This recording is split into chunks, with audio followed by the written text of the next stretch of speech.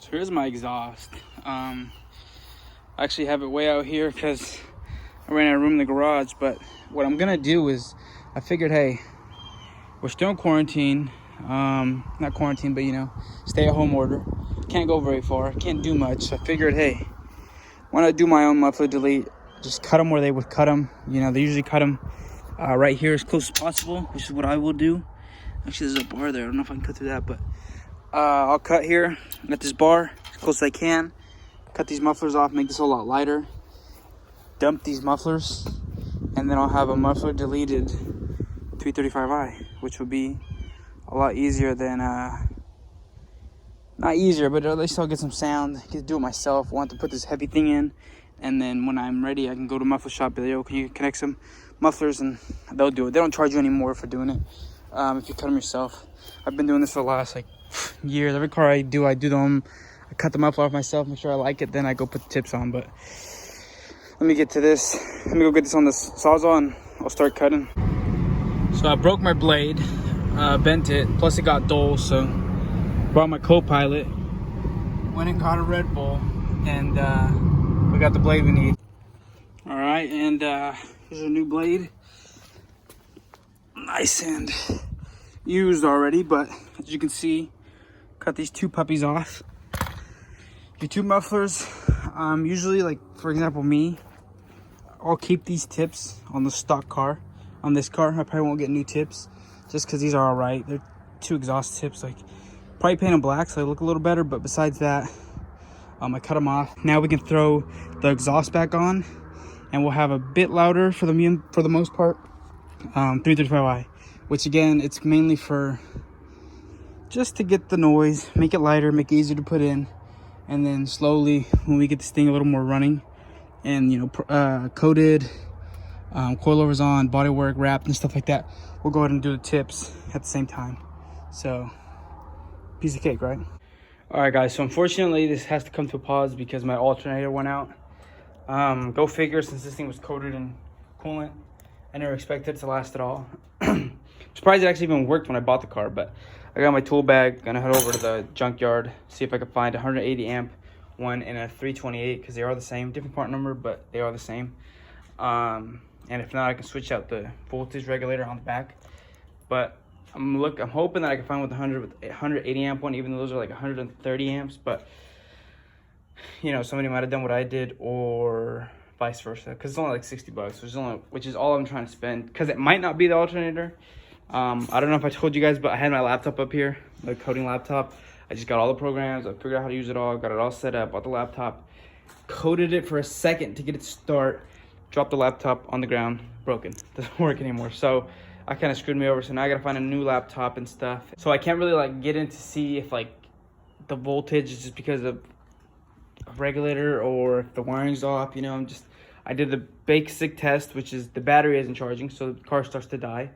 I got the red light, I got the 2 DEB code, which is power management, and if I start the car, unplug the battery, car dies instantly. So that's not giving us any power.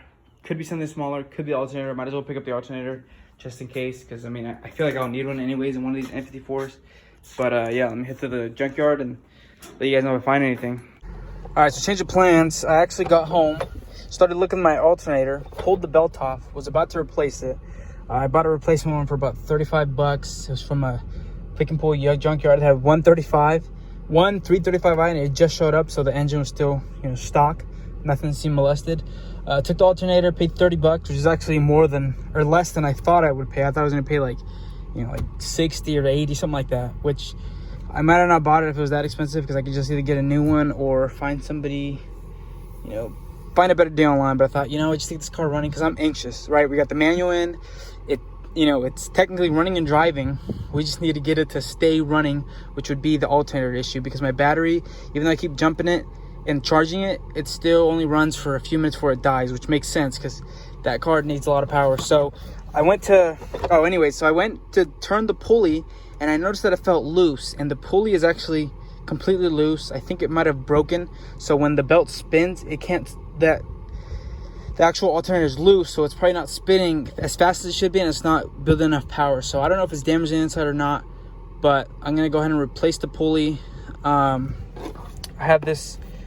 I bought the replacement alternator, which is great because now I can just, if it works, I can replace the pulley from the one I got and put it on the alternator I have, and then possibly have power again, depending on if it caused any damage to the inside, which I don't think it should have if it just wasn't spinning, as opposed to overspinning it or something like that. So I'm going to replace the pulley, use this AutoZone set, AutoZone's plug, because you rent it, you return it, you get all your money back, and then we should, hopefully, you know, hopefully it's going to work. If not, this costs me no money. You know, it just saves me the time of having to replace my alternator, and that would really suck because then I had to do it, you know, twice or do a little extra. But if I could just replace that pulley and get the thing spinning and cranking some volts again, that'd be great. And then I can keep the extra alternator for future purposes in case it goes out again or something along those lines. So here's the pulley. I'll spin it for you guys. So I have this flathead in there to hold it. Battery's disconnected, of course, but you see how the pulley's spinning? So it's loose. All right, boys and girls, I didn't record this because I just didn't. I went ahead and put the pulley on, as you guys can see there. Actually, you can't see, but I put the pulley on, started the car, disconnected the battery. The car kept on running, which means alternator is fixed. Good riddance. That pulley was actually screeching too, so that's good because it gets rid of my noises. But of course, you know, M54, I need to get a tensioner and a serpentine belt before I start driving this thing. I think I do have a brand new tensioner here at home. I just need a belt. But yeah, so it started up fine, idled, and then when I disconnected the battery, it did not die. So that means this other pulley was defective. And I don't know what brand this alternator is. I think it's a Reman alternator, but this is the pulley it had on it.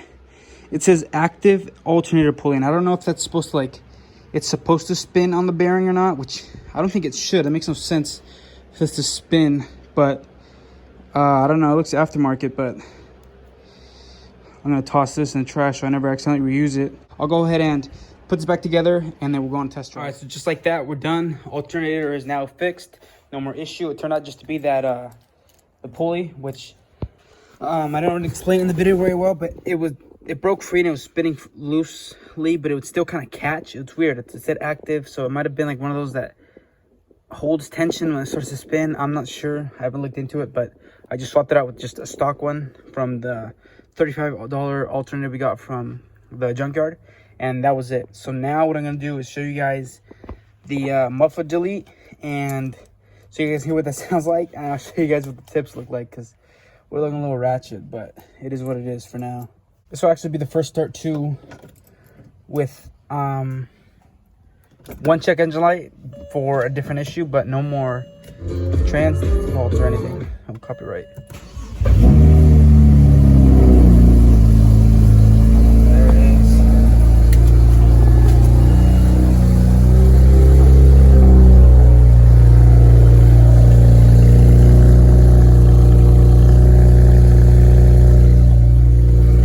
Pretty loud. So we got wastegate rattle, TPMS, check engine light for O2 sensor, and yeah, that's about it. Not bad. And of course we have a little bit of smoke from these turbos, which we still have to replace, but you know, I've been so busy I haven't had time to even look into which ones I'm ordering.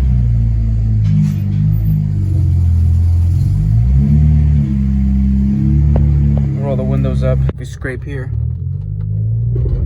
Oh, I almost got stuck. I got a really steep driveway, and every single lower car I've ever had has gotten stuck there, so that's just an inconvenience. And try telling your dad you want to shave the driveway down just because your car's low. Doesn't go very well. But here we go, driving our 6-speed manual 335i without any issues now. I know this video is a little late. I'm not gonna lie, I've been driving it for about a week, no issues. Really fun. Not a lot of turbo, not a lot of boost, but still loud. It's still a manual, and it gets me by for the meantime. So here we go. Second gear, third gear, fourth. No issues, which is like the best part. And we got a little bit of that exhaust tone thanks to those mufflers. And I really can't complain very much, you know. For the price we paid, $650, and we have time and money for more mods. I mean, that's a quick little POV of the manual 335i. It runs and drives great. Check engine light is on because I am stupid and I didn't check my O2 sensor wires, which actually the previous owner tucked them differently than OEM. So when I put the bell housing on, I pinched it and I caused a short. It blew all the fuses for the O2 sensor relay, and I had to replace that, but it kept blowing a fuse, and then I found out it was the, you know, the pinched wire. Yanked it out, replaced the sensor, replaced the fuse, but we have a permanent 2C3F code, which is O2 bank 1 sensor communication, which just means we fried something in the DME, so we got to get a new replacement DME, or take it apart, test all the relays, test all the MOSFETs, see if it's not one of those that blew, and they take it to somebody who could repair it. But I already have a replacement MSD 80, so I'm not really too worried about it. But if he can't replace it, or if we can't fix it, we'll just replace it, and we'll figure it out. You know how it is, boys. But yeah, I'm gonna head out now because I gotta go buy a new part for this car. It's gonna be an aesthetic mod, and we're actually getting it for the low. So just like that, here's the next mod. With 335 outside, waiting for the garage to get clean. But check this out. Check what I just picked up. Don't mind the mess back here. All this little dust is stuff I haven't cleaned up from the previous owner, but I'll get to it. So this is the lip I wanted for the car. I'll tell you that right now. It's color matched. It's the one I've been looking for, and I paid 20 bucks. Check this out. Damn. So we got the, I don't know what kind of style this is. I don't know if it's a, I don't know. I can't remember if it's like a certain style or a certain name, but it's the lip I've been looking for. It adds a bit of aggression to that front bumper, especially when you lower it, because it kind of aims towards the ground. And I think it looks decent for what it is, you know, which is a small little upgrade, because it was either this lip or an M Sport front bumper. I'm not a big fan of the M3 front bumpers on the E92. Because it looks too much like a, I don't know, it's just, I don't like them. But this is already color matched, which is insane, which doesn't matter. And you're probably thinking 20 bucks, dude, like that's a good deal. Well, it's a good deal, but at the same time, as you can see here, he cut out, he tried to make it fit E90, so he cut these little pieces out, which I'll just either fill it in or heat it up and ship them back a little bit. And if I can't fix them, well, I'm gonna fix them, but we'll fill them in. And then since we're gonna wrap this orange, we won't be able to see these holes, so it'll be perfect. So it's still worth 20 bucks, you know. Let me put this on real quick, just stick it on there, see what it looks like. So here it is. It's barely hanging on because it has double-sided tape and stuff, but I might actually do a little bit of modification. Might do a little bit of shaving, make it fit around the edges better. You see this gap is horrible, and I don't know if it just needs more tape or if it's just a bad finish. Same thing here. I don't know if it's supposed to tuck under or not, but I'll do some sanding because I don't care about the finish, because like I said, we're gonna wrap this, so I'll work on it myself. I'll get all the pieces to fit better, and yeah, but that looks pretty dang good for 20 bucks. I can't complain. This thing's looking better and better, and we haven't even finished it, but it's on there. And what I'm gonna do is, as you guys can see, I told you guys I put it on all the way, but I didn't get a chance to, just because I've been kind of busy. And then I just slapped it on. I bolted it on.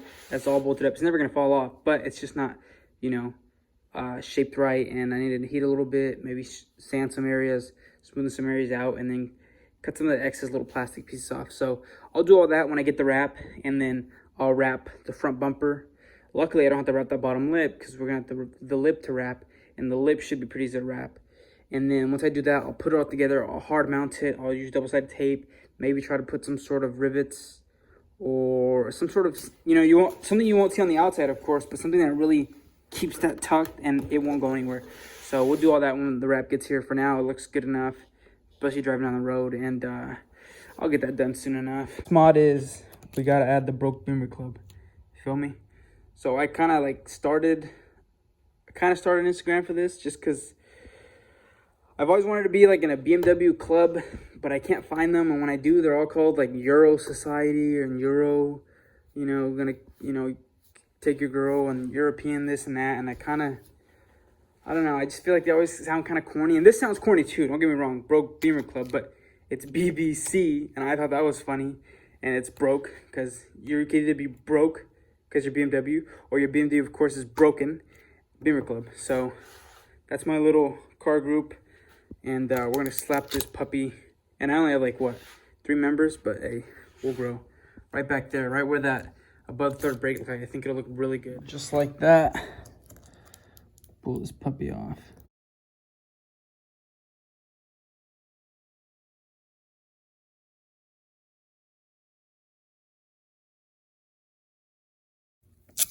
And that's it, Broke Bimmer Club.